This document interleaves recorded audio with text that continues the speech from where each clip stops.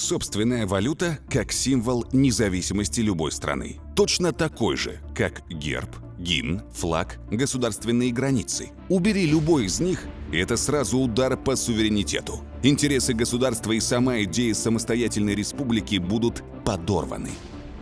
1992 год. Прошел год, как Кыргызстан обрел независимость. Для страны этот период стал одним из самых сложных. Экономика была на грани развала. Цены на товары росли ежедневно, а инфляция составляла 514% в год. Республика все еще находилась в рублевой зоне. Это была одна из главных проблем. К середине 1992 года ощущался явный дефицит наличности, поскольку из-за нехватки товаров повседневного спроса население покупало их в соседних республиках. На предприятиях зарплату выдавали продукции, которую нужно было попытаться продать или обменять на другие товары. Пустые полки магазинов и унылые очереди – обычная картина дня. Деньги безжалостно обесценивались, и поэтому было необходимо принимать неотложные меры по выходу из кризиса. Стране как воздух была нужна собственная валюта, чтобы не зависеть от экономики стран Содружества. Была полнейшая неразбериха с валютой. Все обвиняли друг друга, что кто-то кого-то объедает. Кто-то живет лучше за счет кого-то. И для того, чтобы разобраться с этим, кто же живет за счет кого, для того, чтобы можно было оценить экономику республик объективно, для того, чтобы, коль мы объявили о политической суверенизации, объявили, что мы экономически суверенные, нужно было, чтобы экономика были самостоятельной. Самостоятельной суверенной экономики без национальной валюты это немыслимо. Началась сопряженная работа по введению СОМа. Лучшие экономисты страны были привлечены, чтобы просчитать все риски. Необходимо было обуздать ежедневную инфляцию. Параллельно с этим велись консультации с мировыми финансовыми институтами. И все же решение о введении СОМа было окончательным. Главное – своевременным. Я думаю, это большая заслуга Национального банка Кыргызстана, который провел большую подготовительную работу по управлению процессами устойчивости национальной валюты. Это требует достаточно высокой квалификации, владения целым рядом приемов, которые до этого времени фактически у нас не было даже специалистов. Но для введения СОМа необходимо было сделать последний шаг, который не обещал быть легким – убедить парламент. Депутаты понимали, что для полного суверенитета нужна была собственная валюта. Но многие из них выступали против. Аппаратчики советской закалки боялись, что это приведет к разрыву с Россией и к полной изоляции. Их авторитет мог сыграть свою роль в итоговом решении парламента. Но после бурных обсуждений 3 мая 1993 года кыргызский парламент принял постановление о введении собственной национальной валюты. Одновременно с этим шла разработка дизайна, к которой привлекли художников, историков и архитекторов. Нужно было решить, какими станут новые купюры и чьи портреты будут размещены на банкнотах, где будут печататься новые деньги и какая у них будет степень защиты. Ровно через неделю после решения парламента Национальный банк ввел в обращение банкноты номиналом 1, 5 и 20 сомов. Вместе с ними и разменные тыинды 1, 10 и 50. Было принято решение печатать деньги в Лондоне, в компании Delaroe. Выбор был продиктован тем, что Кыргызстан вводил свои деньги одним из первых в Содружестве. И на кыргызские сомы равнялись бы остальные страны, которые только придумывали о введении собственной валюты. Интересно, что Казахстан, который введет тенге позже, поначалу хотел также назвать свою валюту сомом. Нужно было опередить наших соседей, да. И поэтому вот эти эскизы для этой первой серии нам пришлось делать очень быстро, буквально, по-моему, 3 дня. И в 93-м уже вышел первый тираж. Интересный момент, но мне как дизайнеру, мне подсказали голландские специалисты, что попробуйте голову развернуть в другую сторону. Композиционно это будет лучше. Все элементы здесь направлены в левую часть, а он для контраста поворачивается в другую, понимаете, вот так вот. Это интереснее мне показалось. Но, в общем-то, эту идею меня приняли. Рубли, которые находились в обращении, нужно было поменять на сомы в течение 5 дней, с 10 по 14 мая. Но тогда население отнеслось к новой валюте с опаской, и расставаться с рублями люди не спешили. А критически настроенные финансисты с нетерпением ждали, что сом обвалится в первые же дни своего хождения. Но этого не случилось. Ими, это 1/100 часть сома, должны были работать на рынке. И мы, изучая рынок, установили, что минимальная, так сказать, партия, скажем, покупная чего-то, какого-то товара составляет 2 рубля.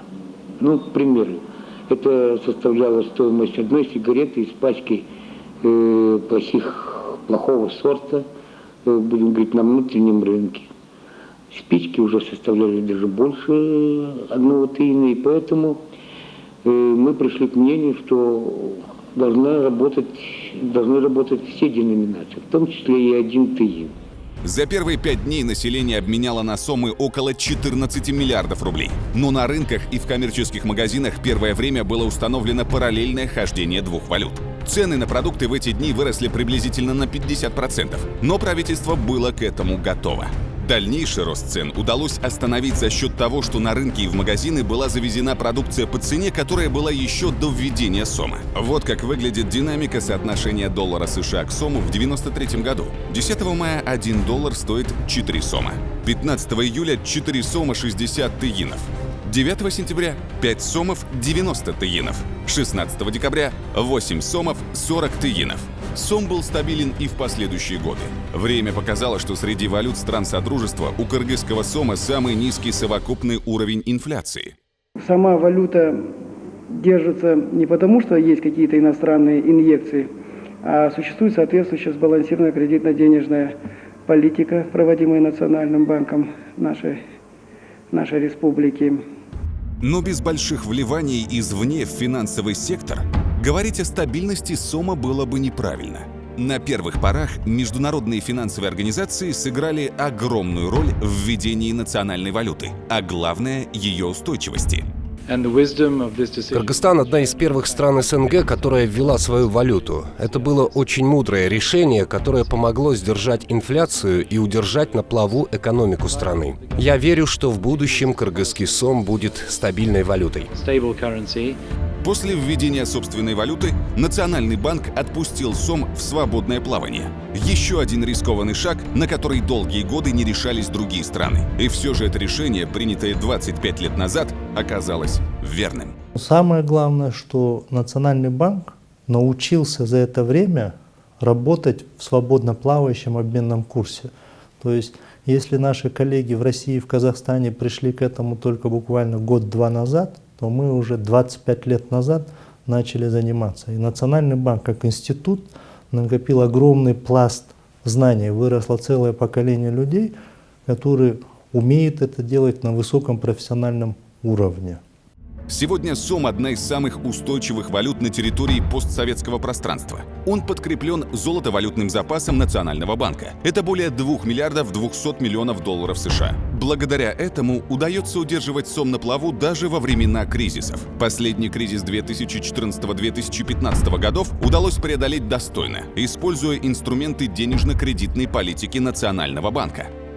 Это важно не только как инструмент против спекулятивных атак, это важно еще для всего населения, потому что население оно очень подвержено, может быть, паническим настроениям. Чтобы такого не было, всегда надо сглаживать. Сглаживание происходит за счет продажи, покупки американских долларов на межбанковском валютном рынке.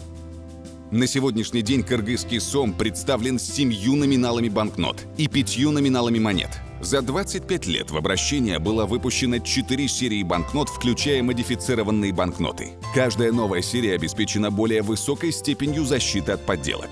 На банкнотах более 30 защитных элементов, благодаря чему кыргызский сом сегодня – одна из самых защищенных купюр в мире. При этом защитные элементы идеально сочетаются с дизайном банкноты. Выпущенная в 2017 году памятная банкнота номиналом 2000 сомов стала победителем престижного международного конкурса «Лучшая региональная банкнота 2018 года» среди стран Центральной и Восточной Европы и стран СНГ. Она посвящена сразу нескольким важным событиям в истории страны: 25-летию независимости Кыргызской Республики, образование Национального банка Кыргызской Республики и введение национальной валюты. Банкнота имеет оригинальный дизайн, отражающий историю становления кыргызской государственности от древних времен до наших дней и защитные элементы последнего поколения. Также в 2017 году был введен графический символ сома, подчеркнутая буква «С» полужирного начертания. Знак используется в качестве указания на официальную денежную единицу. Начиная с 1995 года Национальный банк выпускает первые коллекционные монеты. За это время выпущено 66 видов памятных монет из драгоценных и недрагоценных металлов. Многие из них получили мировое признание, став победителями и лауреатами международных конкурсов.